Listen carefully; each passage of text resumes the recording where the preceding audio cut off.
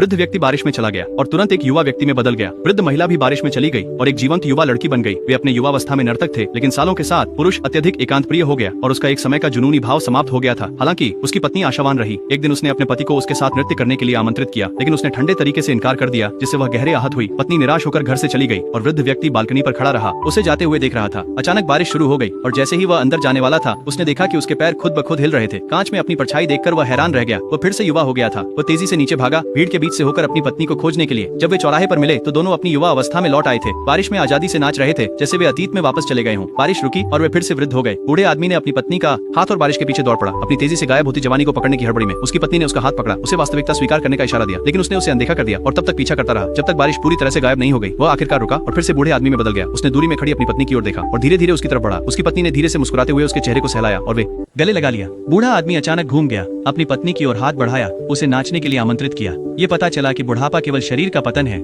लेकिन दिल हमेशा युवा रह सकता है।